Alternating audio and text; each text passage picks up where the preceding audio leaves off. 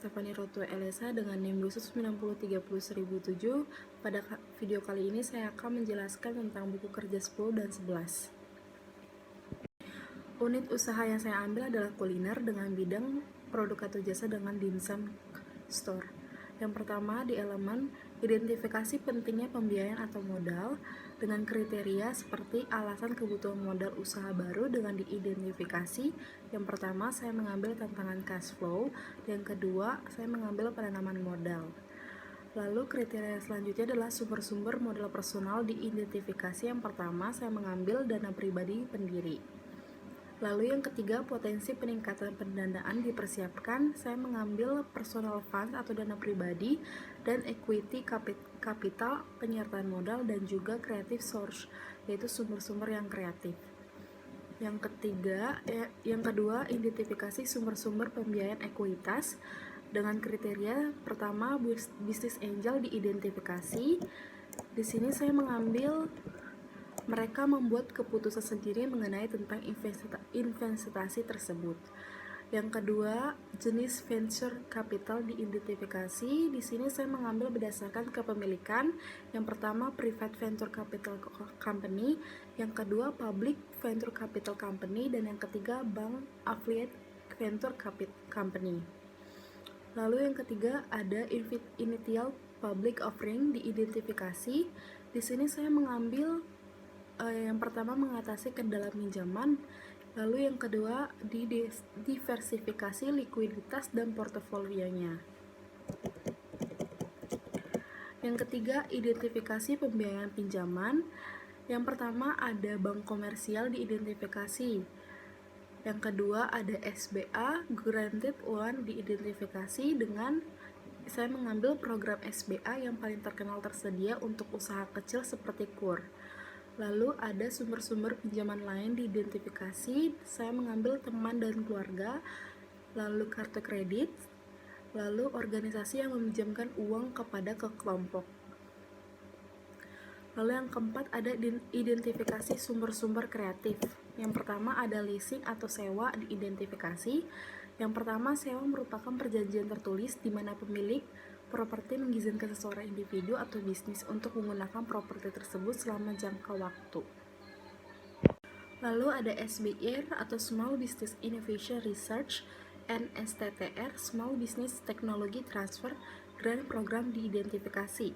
Di sini saya mengambil SBIR dan STTR memiliki karakteristik. Yang pertama, saya mengambil SBIR adalah program 3 fase yang berarti bahwa perusahaan tersebut memenuhi syarat memiliki untuk menerima lebih dari satu hibah untuk memerlukan proposal tertentu. Lalu berikutnya saya akan di sini menjelaskan tentang buku kerja nomor 11.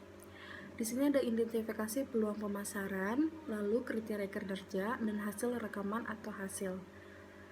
Yang pertama, identifikasi peluang pemasaran dengan kriteria kinerja seperti informasi tentang kebutuhan pasar dan jenis pemasaran.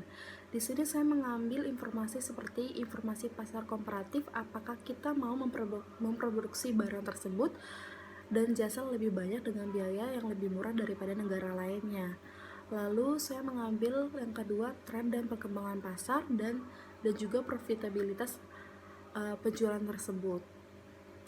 Lalu di sini ada jenis pemasaran yang dapat mencakupi. Di sini saya mengambil pemasaran langsung dan pemasaran sektor publik. Kriteria kinerja yang kedua yaitu potensi pasar baru dan kontribusi pada bisnis diteliti untuk masuk, membentuk, atau mempengaruhi pasar dalam hal kemungkinan kontribusi terhadap bisnis. Di sini saya mengambil potensi pasar baru yang dapat mencakupi seperti e-commerce. Lalu kontribusi pada bisnis dapat mencakupi, yang pertama saya mengambil berpengaruh pada volume penjualan dan juga profitabilitas penjualan tersebut. Kriteria kinerja yang ketiga yaitu pendekatan kewirausahaan, inovatif, dan ide-ide kreatif diidentifikasi. Untuk pendekatan kewirausahaan, inovatif, dan kreatif dapat mencakupi. Di sini saya mengambil functional approach, yaitu penjualan, pengangkutan, penyimpanan, pemberian penanggulangan risiko, standarisasi, dan pengumpulan informasi pasar.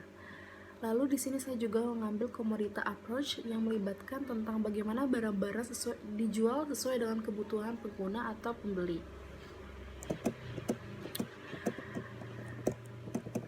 Yang kedua ada investigasi peluang pemasaran.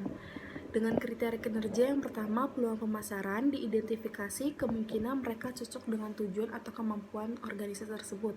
Di sini saya mengambil penetrasi pasar atau menjual lebih banyak kepada pelanggan yang ada, meningkatkan pasang pasar dalam segmen yang ada, dan juga membuat orang membeli jasa pengembalian bisnis setiap memulai usaha.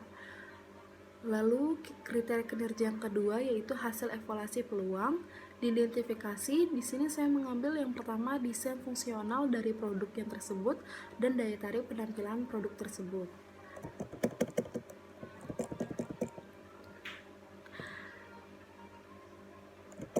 Dan juga saya mengambil kemudahan untuk diproduksi dan diproses seperti layaknya fungsional yang lainnya.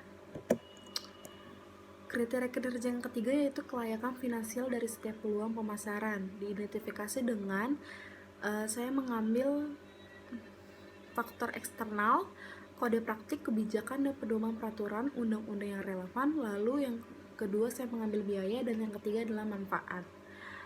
Kriteria kinerja yang keempat, kemungkinan strategi pesaing potensial. Di sini saya mengambil strategi pesaingnya yaitu pemotongan harga. Lalu yang kriteria kinerja yang kelima, ranking peluang pemasaran. Di sini saya mengambil ranking peluang pemasarannya yaitu seasonal topics. Yang ketiga ada evaluasi perubahan. Kriteria kinerja yang pertama adalah perubahan yang diperlukan. Di sini saya mengambil manajemen proses kreatif end-to-end, infrastruktur teknologi pemasaran, data pemasaran, dan analisis kepatuhan dan resiko merek. Kriteria kinerja yang kedua yaitu perubahan organisasi, di mana di sini saya mengambil struktur organisasi berorientasi pelanggan dan juga struktur organisasi berorientasi pasar dan wilayah. Kriteria kinerja yang ketiga yaitu perkiraan kebutuhan sumber daya. Di sini saya mengambil biaya distribusi dan biaya promosi. Yang keempat ada komunikasi kelayakan, di mana di sini saya mengambil staf sumber daya manusia dan manajernya dalam komunikasi kelayakan. Lalu ada tenaga pemasaran, pemilik, dan staf produksi. Yang kelima ada dokumentasi peluang pemasaran yang baru. Di sini saya harus meningkatkan promosi dengan kualitas produk yang harus tetap terjaga, komunikasi dengan pelanggan dan harus ditingkatkan, dan juga komunikasi terhadap staf-staf yang ada. Sekian video buku kerja 10 dan 11 saya. Mohon maaf bila ada yang salah. Terima kasih.